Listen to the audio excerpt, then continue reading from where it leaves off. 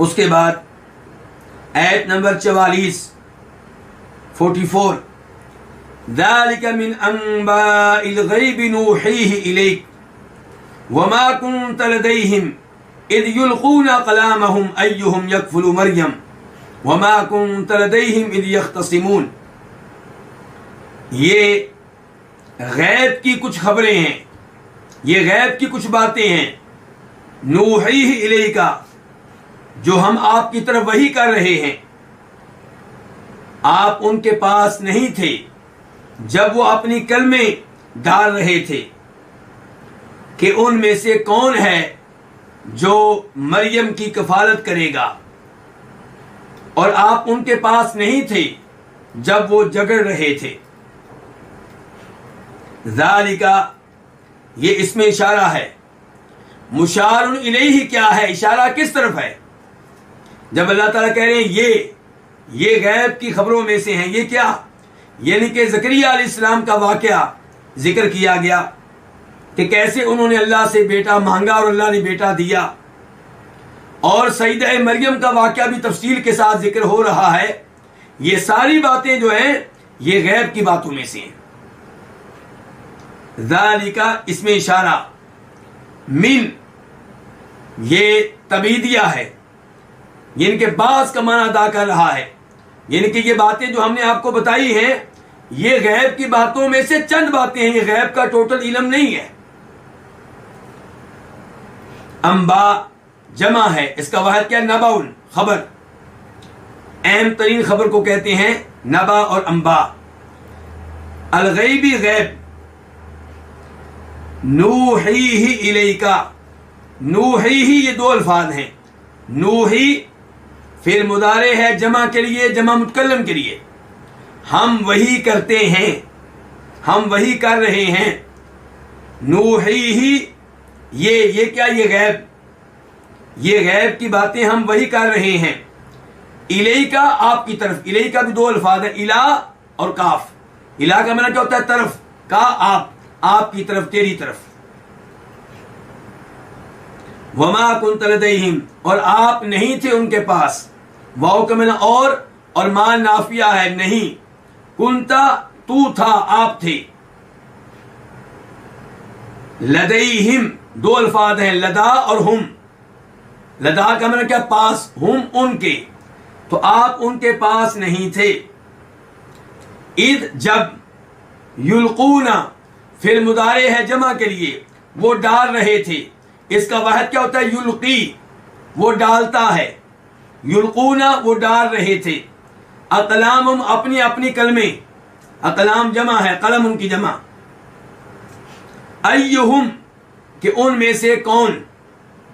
ہم کا معنی ان اور ایو کون، ان میں سے کون ہے. یکفل فعل مضارع ہے واحد کے لیے، وہ کفالت کرے گا مریم کی. وما کنت لدیہم، اور آپ ان کے پاس نہیں تھے. اذ جب. یختصمون وہ جگڑ رہے تھے. فعل مضارع ہے جمع کے لیے، اس کا واحد کیا ہوتا ہے؟ یختصمو، وہ جگڑتا ہے. یختصمون وہ جگڑتے ہیں. اس آیت کی تفسیر کیا ہے؟ اللہ رب العزت یہاں پہ وعدے کر رہے ہیں کہ یہ باتیں جن کا تعلق جناب زکریا علیہ السلام سے ہے، جن کا تعلق سیدہ مریم سے ہے، یہ ساری کی ساری باتیں غیب کی باتیں ہیں جو آپ تک وحی کے ذریعے پہنچی ہیں.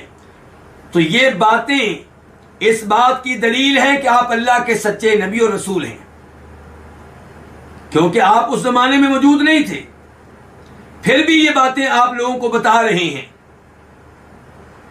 تو اس کا مطلب یہ ہے کہ یہ کلام اللہ رب العزت کی طرف سے کلام ہے، یہ اللہ کا سچا کلام، اور آپ اللہ کے سچے نبی ہیں.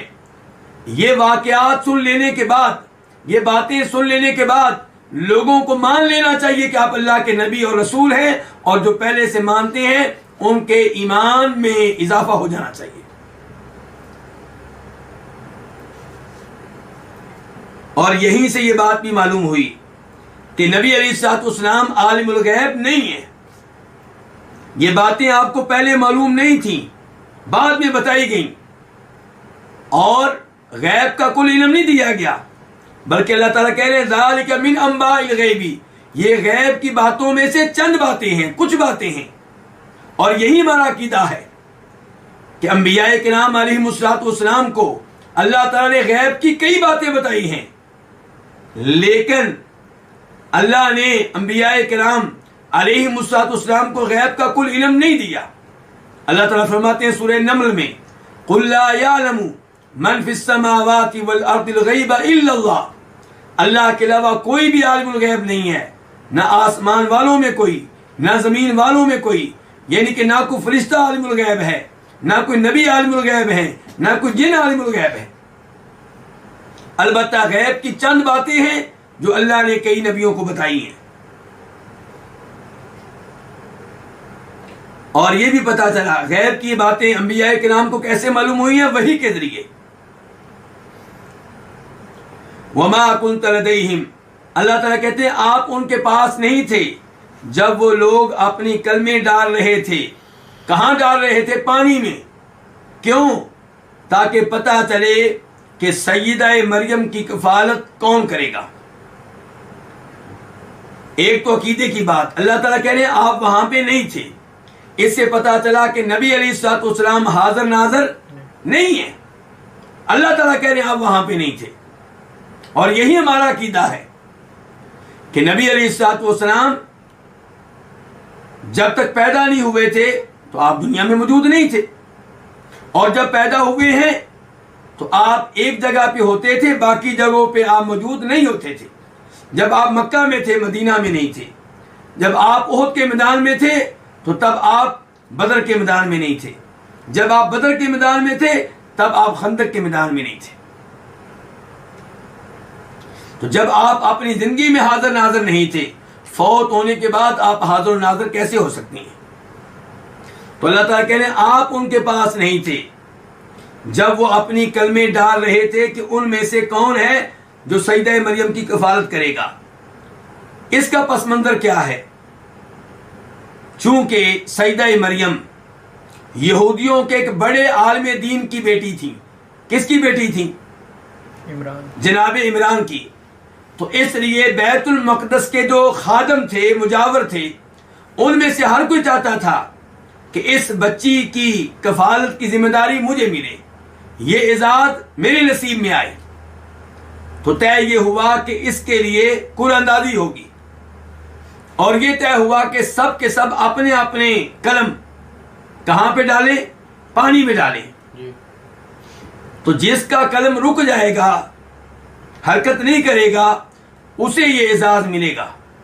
چنانچہ جناب زکریا علیہ السلام کا قلم رک گیا تو انہیں پھر یہ اعزاز ملا کہ وہ سیدہ مریم کی کفالت کریں اور ان کی نگرانی کریں اور ان کی پرورش کی ذمہ داری سنبھالیں۔ تو اللہ تعالیٰ کہہ رہے ہیں کہ یہ باتیں ہم آپ کو بتا رہے ہیں، آپ موجود نہیں تھے۔ اس کا مطلب یہ ہے کہ آپ واقعی اللہ کے نبی اور رسول ہیں، اور جو آپ کلام پڑھتے ہیں وہ کسی سے سیکھا ہوا نہیں ہے، وہ اللہ رب العزت کی طرف سے نازل کردہ ہے، کیونکہ ایسی باتیں اللہ کے علاوہ کوئی نہیں بتا سکتا۔ وَمَا كُنْتَ لَدَيْهِمْ إِذْ يَخْتَصِمُونَ، آپ ان کے پاس اس وقت بھی نہیں تھے جب وہ جھگڑ رہے تھے۔ کس مسئلے میں؟ سیدہ مریم کی کفالت کے مسئلے میں۔ یعنی کہ جب جھگڑ رہے تھے تب بھی آپ موجود نہیں تھے، اور جب جھگڑے کے نتیجے میں یہ فیصلہ طے ہوا کہ قرآن اندازی ہونی چاہیے تب بھی آپ وہاں پہ موجود نہیں تھے۔ اس ایسے ہی بھی پتا چلا کہ جب چیز ایک ہو اور اس کے حقدار کئی ایک ہوں تو اس مسئلے میں قرآن اندازی کی جا سکتی ہے، اس میں کوئی حرج نہیں ہے۔ کئی لوگ یہ سمجھتے ہیں کہ شاید قرآن اندازی کریں گے تو شریعت کے خلاف ہوگا۔ شریعت کے خلاف تب ہوگا جب قرآن اندازی اس معاملے میں کی جائے کہ میں یہ کام کروں کہ نہ کروں۔ تو یہ وہ کام ہے جو زمانے جاہلیت کے کافر کیا کرتے تھے، اس طریقے سے فال نکالا کرتے تھے، اور یہ غلط ہے، اللہ رب العزت نے اس سے منع کیا ہے۔